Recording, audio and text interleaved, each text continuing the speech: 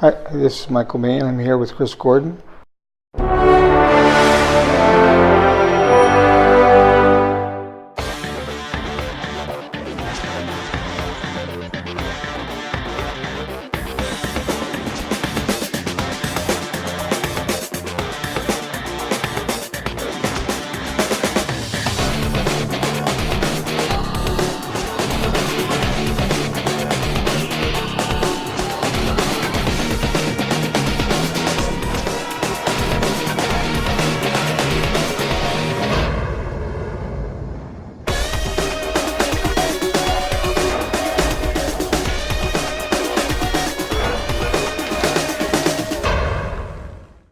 Everyone, I have the honour and the privilege and, well, yeah, definitely the honour of the return of Michael Biehn and to the Hellblazer Beers. So, good evening, Michael. You are? Good evening. How are you? I'm great, thank you. It's nice to be in person again. I did actually say the other day, you were my first face-to-face interview that I'd ever done.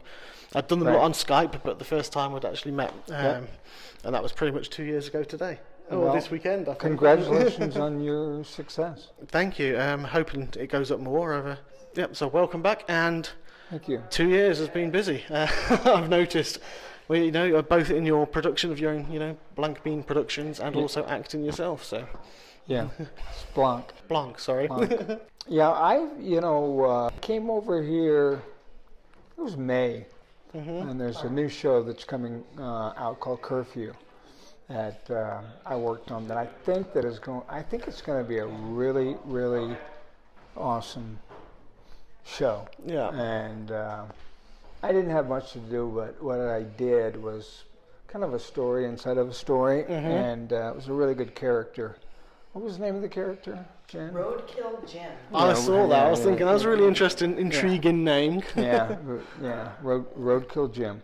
And I've been we have a 3-year-old son, and especially with my twins, my older boys who are now 33. I didn't really get a chance that much to spend as much time as I could, and I kind of have different priorities in life now. So work-wise, I when you look at my my resume and you look at the stuff that I've done, like there's no reason for me to be go down, do like 10 episodes of the Walking Dead, or it doesn't really make any sense for me to be away from my family. Yeah. The rest of my kids are in LA too, and so it's got to be something kind of special that comes along, and the production company thing, I think is been interesting, and we started with the victim. And for me, we have a lot of, we were able to introduce filmmaking to a lot of young people, kind of Roger Corman where they get an opportunity to work in a business, and they're not getting paid anything, but as it turns out, we're not getting paid anything either, And one of the things that is discouraging about independent filmmaking is the distributors. They just eat up the money somehow, and they always seem to be empty-handed. It goes on at the big studios, it goes on at in television series. Basically people just stealing your money. But you have all these young kids that are working for almost nothing, and you're saying, well, listen, if we get some money back, here's your share. And a lot of people that do some work but are willing to come in and work for you, and then when the movie makes some money back, we're able to give them some of that. And if you want to get rich, don't make independent films. And not times I hear that. No, it's more something you really kind of love. It's kind of a young person's game, if you ask me. I've been around. I've been doing this for 45 years. Acting. Wow. Yeah. So. But I can say where people can get the recent releases if you want. We have Altered Perception starring John Hortez, and we have She Rises starring Angus McFadden, and he wrote it. And there's 2 other films, and they can all be found on Amazon. They just were released in the last month to 3 months. That's pretty fantastic. Thank you, Jen. I know what you're saying about the independent. I mean, a lot of the conversations that I have recently with the British independent movie circuit, and I actually prefer independent film in a lot of ways. I mean, Hollywood blockbusters, you can't deny obviously the spectacularism of it, but what I always talk to with filmmakers from the independent circuit is they're full of heart, like you've just explained there. It's because the people want to do them. Yes. It's a project that everybody involved really wants to do, and obviously making money at the end of it's a fantastic thing, but if it didn't, you've got the passion in that film that you've made something that you really, really wanted to make. And that shines through in the film, I think, a lot more, because everybody chips in, everybody has to, I mean, I've talked to several people where the lead actors have also been carting the set around in the background. I mean, this was not really like a low-budget film in the terms of low-budget films these days. Yeah. But in the day, the first Terminator was a low-budget film. Yeah. Now, it was $6.5 million, but back then, that was a low-budget movie. And, if I might be biased or whatever, but, I think it's the best out of all 5 that they've done. What's great now is that everybody loves T2 because of all the action and everything, but I just think that the heart of that story and the love story and everything is just really, really great. The thing that's going on now with Terminator, everybody that listens to you or reads should know that, like, Jim Cameron has got the rights back now, and so he's made one with Lyndon. I think they just wrapped that, and that movie is, I guarantee you, it's just all of a sudden we're going to have like great Terminators again because Jim Cameron now owns and Jim, he just never misses. He never ever misses. No.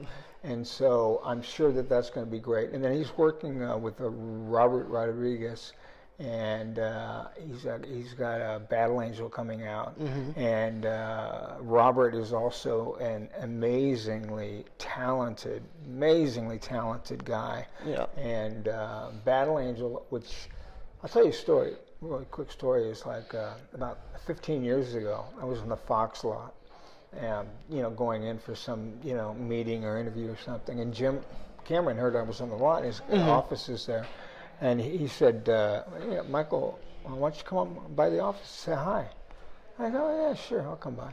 Yeah. I come by and we're sitting around. And so I said, well, this is right after the Titanic. And I said, okay, Jim, you just won, Best Picture, Best Director, whatever that thing, won. And made more money than any other movie in the history of movies. And, so what are you going to do now? And he opens his drawers up and he pulls out 2 scripts. One was called Battle Angel, and the other one was called Avatar. Okay. And this is 15 years ago. Wow. And he says to himself, I go, which one are you going to do? Yeah. And he goes, I have to wait for the technology to catch up to my vision of the way I want these movies made. Right. So he basically didn't make another commercial big budget film for 10 years while that technology caught up. He was off doing all the underwater investigation of the Titanic, documentary type things. Going down, filming like underwater, going down to such depths, and he had lights and cameras. Yeah, like they were picking up like fish and things that that nobody's ever seen before. Yeah, so I mean, it's fascinating. He's discovered so much discoveries that he's made. Yeah. And so I mean, but just that kind of mindset that he knew that he was going to have to wait to do it, and in between he did that, and then 10 years later he does Avatar, and of course it makes more money than any other movie in the history of film, and now it's, I think they've finished 2 and 3, and they're working maybe on 4 and 5 even, and it's an amazing. He's got the Avatar franchise, he's got the Terminator franchise back, the Battle Angel. I mean, when I went online and looked at that, I think he's releasing it in February now. But I went online and I looked at that. And I'm like, this looks really exciting. Like nothing I've seen for a long time. I mean, the Marvel movies are like the Marvel movies or whatever, but this looked intense, you know. So well, he does have a very unique vision of. yeah, and he's working with Robert too, and Robert is about. I used to talk to Jim about Robert, and Jim said, you know, the thing that's brilliant about Robert, and I don't think Jim throws around that word brilliant very often, you know, is that he said Robert just doesn't understand that you can't do something. Yeah. It just doesn't even enter his mind that he can't do it. So he just, you know, somehow plows through and gets stuff done. Yeah. You know, if you look at, you know, early in his career and his book and everything, you know, Rebel Without a Crew, you know, great, interesting. Both of them are just like fantastic filmmakers. Oh yeah, definitely. And it's just sitting here listening to you just talking about, you know, your casual conversations that you have with Jim Cameron. When you speak to him, I'm just like, wow. Yeah. Well, I still see him quite a bit because we work out together. Okay. And when I feel like getting up at, you know, a very, very early time, he works out 5 o'clock in the morning, and he finishes or works out at 4:45 in the morning, finishes at 4:45, takes a shower, then goes to work at 6 in the morning, and then works all day. I mean, that's the kind of guy he is. That's the kind of guy he's always been. And so it's kind of fun to be around him. But as far as I'm concerned, when you got somehow I feel like if Aliens ever gets made, and if they ever do another one, somehow it's gonna have to come through him because Neil Blomkamp's script, I know that he's read and said that he likes. Yeah. So if he can turn the Terminator around, which dropped like 90% its first weekend or second weekend, if he can turn the Terminator franchise around, I think he can do the same thing with Aliens. But we'll see. We'll see. Yeah. But he's like, to me, he's a very young and very healthy, and still he has the same energy he had when he was, 35 years old. And, I have a feeling he's just going to be his own studio. You know, he's just really, he's now let other people direct things that he's written, And of course, he's never directed anything that anybody else has ever written. So if I was a studio, Spielberg's kind of like that decade before him or whatever, and so he's getting a little older, but I would try to hook up with Jim, and I would give him any project and say, see if we can turn this around. See, he's got the Midas touch. Everything he does seems to work. And I'd love to see him back with another Aliens as well. I was going to ask you about that because 2 years ago we spoke about that. Yeah. So I didn't want to delve too much into that because obviously that's something we've touched on before. But here's the thing about it is that. Basically, they were going forward with it, and basically they announced it at Fox that Neil was going to do it, and that Ridley was going to be the executive producer. And I know that they were already sending money out to visual effects houses and so on and so forth. Yeah. I ran into people that said, "Oh yeah, we're working on it." And then something happened. I don't know what happened, but I guess Ridley decided he wanted to do his. Yeah. So he did The Covenant. And, whether you like The Covenant or not, it dropped 90% its second weekend. So that's the end of Ridley Scott and Aliens. Nobody's going to give Ridley Scott another chance at Aliens. No. And he's a talented guy, but, if you're an executive, you just can't. You can't work like that. No. And even with that franchise name behind it, for it to drop like that. Same thing with Terminator. But watch Jim's Terminator. It'll turn that franchise around. And I think he could do the same thing with Aliens. Now, it's Disney. Either now they're in the middle of like Fox and Disney, and people talk about Disney only doing PG movies, and that's not true. They do. They do. They've done quite a few R movies. Like, they have. A long time ago, they did one called Pretty Woman. So that was, I think, one of the first R-rated movies that Disney did. So I think that it could be. I know Sigourney wants to do it so badly, and I think that Jim probably feels that like if there's anybody he kind of owes a little bit of like you've given me so much, to give you something back, it would be Sigourney Weaver. Yeah, she wants to do it now. Now, when Ridley said he was going to do it, first of all, she was promoting and promoting, and like every Comic-Con that she'd be all over the place talking about it. And then when Ridley decided to do his, you know, like she went radio silent, you know. And then about 3 weeks ago, she came out. There's a lot come out. Oh, no, just a lot over. Yeah, it wasn't just one or two articles. There were about. I mean, and again, like Michael and Scorny didn't jump on a call. We just, you know, we're doing our usual morning, and all of a sudden there were about 7 articles. But it made sense because when he goes and works out with Jim, they're filming Avatar, and she was being asked about, you know, that, and all of a sudden it came out that, you know, what Michael's talking about. And there were about 7, maybe even 11 articles that covered the same thing. They just mentioned that she talked about it. That she talked about it, and that, you know, there all of a sudden that it was being talked about again with her, and that there was this sort of opening there. Right. You know. Right. And you know, I was around too when Michael had talked to Jim during the Aliens reunion.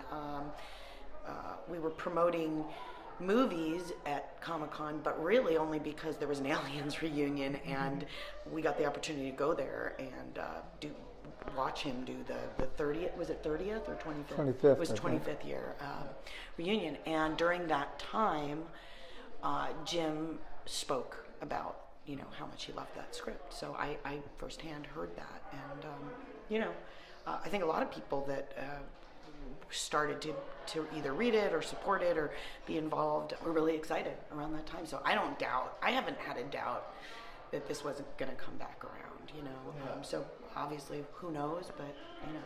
And, you know, if it doesn't, the way that I look at it is I was like the leading man in the best one that was ever done. So yeah. So you can bring that character back, or exactly, yeah. Not arguing with that either, to be fair. No, it was. I mean, it would be nice. It would be awesome to see. I mean, obviously they've just done it with Halloween, haven't they? They've done it tastefully with Halloween because they've done exactly the same thing. Brought Jamie Lee Curtis back, and they've just like exactly what that would do. Don't think that I didn't notice that. Yeah, Halloween came out and made some money, right? Yeah, it did pretty well. Oh yeah, so I think that. It's like, why not give the fans what they want? Yeah. Right, and that's why with the Terminator, that Linda, the only reason Linda's back in it is because Jim's, you know, involved in it. Yeah. Of course, and she would do that for Jim, of course. And also, that's what the fans want, you know. Right. Yeah, exactly. We want that combination. I think the fans would love to see Kyle Reese pop back up, and that's never been a conversation that he's told me about. But in my mind, I would love to see that happen, because even if it's in a dream or in a, this is what he would be like today or whatever, because I think that would be a dream of the fans. And now that it's back in Jim's court, I mean, who knows what's in his mind, but it seems like that would be a really fun thing to see happen as well. Oh, yeah, definitely. Well, I've always been asked about that, and I don't really ever see how. I mean, I died in the first one, you know, and it would be a bit difficult to do. You know. Yeah. So, you know, I am like so happy with. I'm so happy with the chance that I'd just like with that. I'd like to work with Jim again. You know, I see him on a friendly basis. We work out and so on and so forth. But to watch somebody like that is like watching Spielberg make a movie. You know, it's like, you know, it's fun to watch a master, you know, doing his work. You know? No, I can say there's a lot of filmmakers I've got respect for every filmmaker, to be honest, because it's stuff that I'll never do. But yeah, there are some maestros, and and Jim Cameron and Spielberg, they're, for me, some of the maestros, and like you say, Robert Rodriguez, and you know, they're right up there, those guys. They're just pure masters of their craft. Well, the thing that's happened is after the 70s, kind of De Niro, Pacino, Dustin Hoffman, Robert Redford, and Jack Nicholson. Oh, yeah. Jack Nicholson, Robert Redford. They're like those 5 guys. I mean, that was a time, I think the filmmaking for me was like, when I look at filmmaking, I look at it and I go like, that was the best. I mean, it's hard to go back to like the 30s and 40s and kind of like, but to me that was like, you know, the Dog Day Afternoons, and One Flew Over the Cuckoo's Nest, and Amadeus and Godfathers, and to me that's when the really good films were being made. And you look at what's being made now, and like,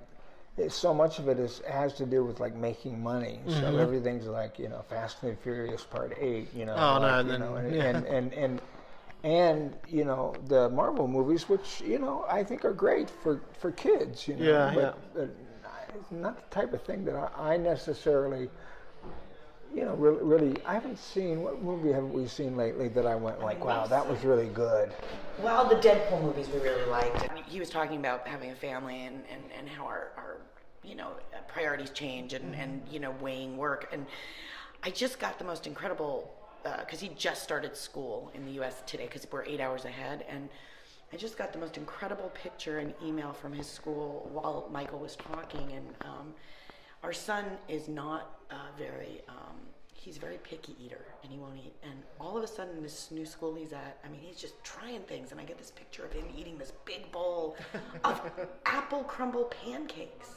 And you would never think a parent would be happy about that. No. But I'm thrilled because my son wouldn't eat pancakes, even. Like all he wanted was like these little yogurt melts or like a piece of toast, And so, honey, our son's eating pancakes. I'm thrilled. Wow. I'm sure his audience will be thrilled about that. No, it's fine. I can actually understand because my son's, he's got I'll edit this bit out, but he's got a condition in its EDS, and ever since he was 3, he had his tonsils and adenoids out when he was about 2.5. Really? Yeah. Yeah, because he couldn't swallow and he choked. Oh, and ever since then, he's been really, really picky. So I know exactly where you're coming from. When he tries some, it's like most parents are like, oh yeah, cool, give him some brand, fresh made pancakes. I'll give him like a piece of a tangerine. I mean, and like to me when I was a kid, that was like, are you kidding me? And he'll taste it, and I'm like, what? A tangerine? Yeah. He used to do that with chocolate. And then finally, he does pretend eating, though I found out about chocolate. He pretends he's eating it. He comes home and tells us it's delicious, but the teacher said he's not really eating it. He just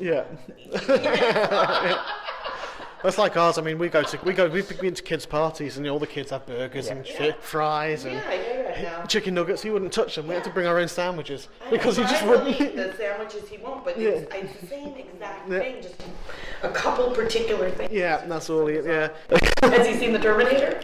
No, he hasn't yet. No, he hasn't. That's a little, Yeah. How old is he? He's 11. He's 11? I first watched it. My sister. There's the love scene in there. Yeah. He doesn't like that. He can't. He sits there whenever. Totally. He doesn't like the love scene. He doesn't mind the violent bit. Aliens, maybe he could. It might be. I think he's quite. He's got anxiety. He does have anxiety, and so some of them. So aliens would. My son also was having nightmares and stuff, so he didn't see aliens until he was 12. 12, yeah. And I'm sitting right next to him too, and going, oh, by the way, those monsters? There's some people inside of it, And every time something comes up, and I go, okay, this is how this is, done. So he had that going on for him too. The good thing about movies right now that's interesting, the streaming leg of movies, and I'm just for children anyway, and for young people. My little son will watch these bigger people movies, but he'll turn to me and he'll say, Mommy, can you fast forward that part? And you don't have to go to a machine and find it and stop and start. Because it's streaming, you can just push that little button on your streaming on your TV and no sound, so there's no scary music. And then I say, which part do you want me to start it? And that's where we start it. And then he doesn't have to endure or you turn off the sound. We have these devices now to make it a little easier to show children movies and kind of skip around. Exactly. The only problem with my son is that he'll see Jurassic Park, right? And for the next 3 weeks. All day long he wants to watch it. The humming. The humming. Oh, the music. He hums the songs. Yeah. Oh my God. And he does. He narrates his own film. Like he takes his dolls, his little Indoraptor, and he's like dun dun, and he's like the music out loud with the doll. Yeah. Like living the movie out there. It's very cute. It is. I think at some point, you want to hear a different song. Ghostbusters for about 3 weeks now. Oh, great. Fantastic. My son's building the Lego Ghostbusters. Oh. We bought him that. Got us an early Christmas present. And he's building the Indoraptor castle. Oh, is he? His castle right now. We actually visited, talk about Fallen Kingdom, we visited the hall. You did? Because all my family are from Newcastle. That's where they filmed it? It looked like it. They stole, I wouldn't say they stole. I'm not technical enough. They filmed the outside of and then they recreated it. Yeah. So They tried to say it's Northern California wine country, but that's giant. Yeah, I mean, not is it long? I can't remember the manor, the manor where they all it's Lockwood Manor. Lockwood Manor, yeah, that's in. Believe me, I know everything about Jurassic Park, Jurassic World, and Jurassic World: Fallen Kingdom, and probably the one that's coming out in 2021. Yeah, that's a National Trust house up in Northumberland near Newcastle. That is all I have to tell him because it takes place in Northern California, but I don't think he'll be able to wrap his head around that it wasn't filmed. He keeps, if people ask, like he keeps saying, "We're in America, right?" Like he doesn't quite understand. It's like Hogwarts as well. We went to visit Hogwarts last year as well. The where they filmed most of that. Awesome. So we had what do you call it? Broomstick lessons. Right. You had Quidditch lessons? Yeah, right where on the patch, in the first film where they're sitting out, they're doing you know me so well. We're laughing because we know somebody who actually plays Quidditch. Oh, right, okay. And it's just funny. Kind of got in the way of one of our films. Okay, firstly, I apologise for that. I've just been interrupted by AJ McLean of the Backstreet Boys and Howie. And I've got to say, the inner, so I've just told you, Michael, the inner child and the inner geek in me was absolutely, I was sitting with Hicks and the Backstreet Boys. What more could you ever want? And I can actually see probably Sons of Anarchy guys outside as well, which is, this is just phenomenal. So yeah, back to us and talking about, obviously, I mean, it's fantastic hearing about, obviously, your passion for Jim Cameron. And I think that is, I mean, one question I was going to ask was who would you ever want to work with again, and Jim Cameron overall. I mean, because his visions are absolutely fantastic. Can I ask you about Paxton? Sure. 2 years coming up, I think, in Was it 2 years already? February, March, or like around February or March. I think that's really how quick things go. Time goes. Since we lost the great Bill Paxton from Aliens. That must have come as a hit because I mean, Aliens itself was obviously, like you say, the best Aliens film there. Not saying it sycophantically because I'm sat next to Hicks, but it was. And Bill Paxton, game over, guy. It's iconic roles all across that film as well. So, and you guys you've kept quite close as well in the years. Well, Bill and I actually did 5 movies together. Yeah. So, when you consider each movie is usually about 3 months, so we're seeing each other every day. Yeah. And after we did Lords of Discipline, which was our first one, that Frank Rodham directed, David Keith starred in, and that's where I met Bill. And, when we were younger, we weren't working as much. Yeah. But after Aliens, which, did pretty well, he started picking up work, and then I started picking up a lot of work, and so we didn't get to see each other so much. But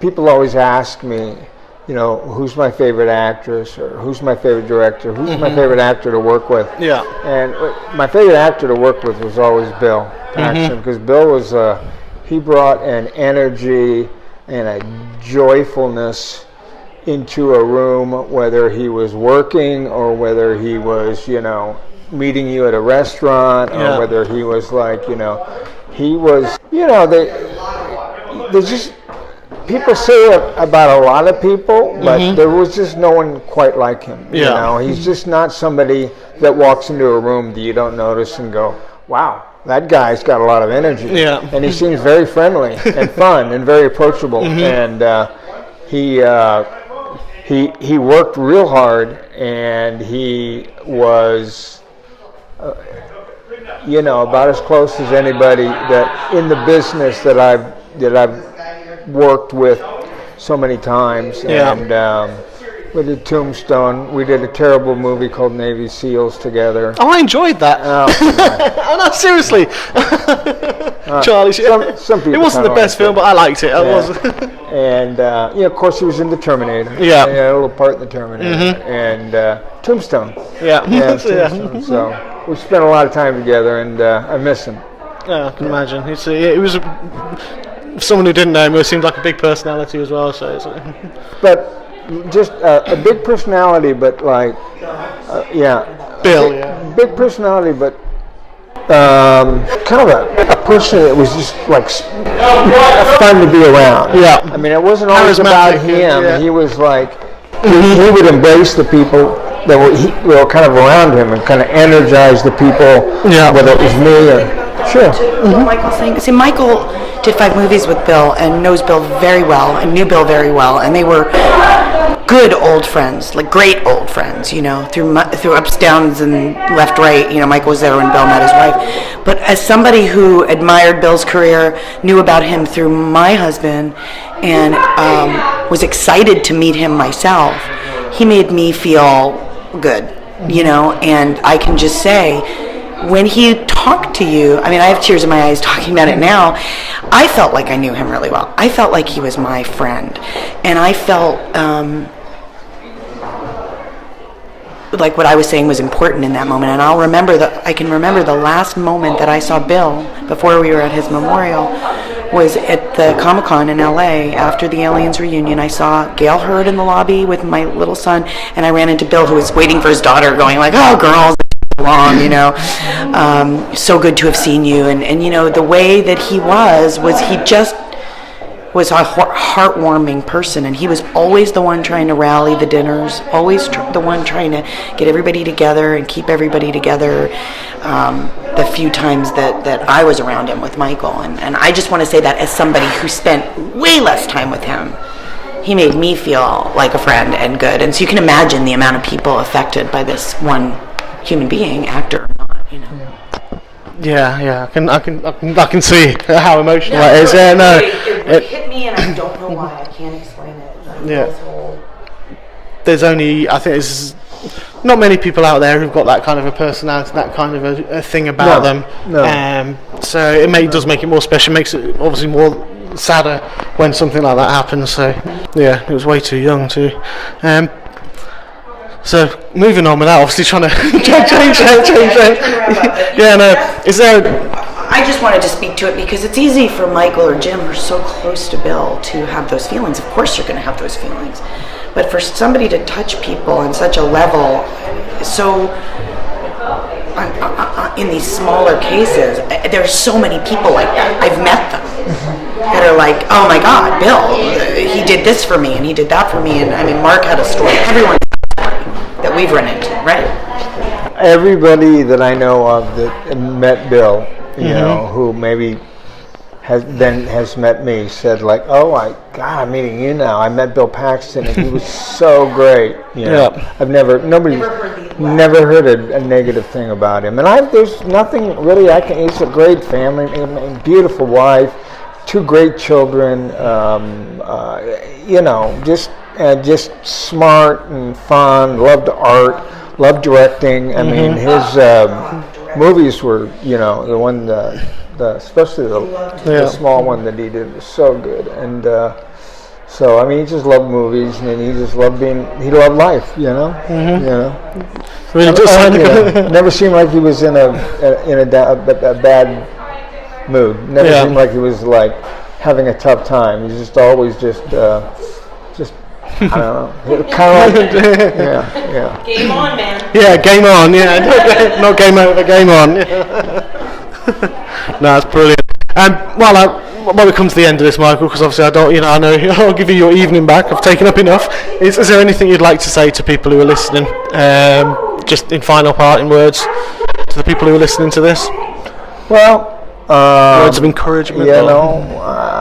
You know, it depends whether I'm talking to filmmakers or if I'm talking to fans, but you know, these days films are being made by everybody, and if you are a young filmmaker or you want to be a young filmmaker, instead of like waiting and thinking that you have to like move to LA or New York or something like that and meet the right people and casting directors and all that stuff, you know, you can basically take your phone out and make movies now. Yeah. And they have film festivals for people that make movies with their phone. So, you know, if you're a young person, you got a good story, you want to tell it, you know, you'll find a lot of people that will want to act in it with you, and you just go make your own movies. You know, you can use source music and start that way. No. Yeah, that's how Robert, that's what the brilliance of that's what I said earlier. Yeah. You know, just do it. Yeah. go get it done. If you like movies, make one. Yeah, well, my son won a film award recently because he made one with his well, him and me. I was the cameraman for him. Oh. But he made two. He did a Harry Potter thing and he won one for the whole of North Wales. Yeah. For his district, sorry. And then from there he ended up being screened in a film festival locally as well. So yeah, Excellent. so he's on his way. All right. Yeah, good. Brilliant. No, Good. I'll stop recording now, Michael. But that has actually been absolutely fantastic again. I really appreciate it's good to be back. and I really appreciate your time. Hit me up in another 2 years. I'd just like to take this time again to thank Michael and Jennifer for their time at the hotel. This was done on their own time in the hotel prior to the Wales Comic Con in December, which was fantastic. So a great chat, a great laugh. I still very fondly remembering being interrupted by the Backstreet Boys and Sons of Anarchy walking around in the background. Couldn't be better. And thank you very much. I hope people have enjoyed listening. This has been Chris Gordon on Hellblazer Biz with Michael Biehn and Jennifer Blanc-Biehn.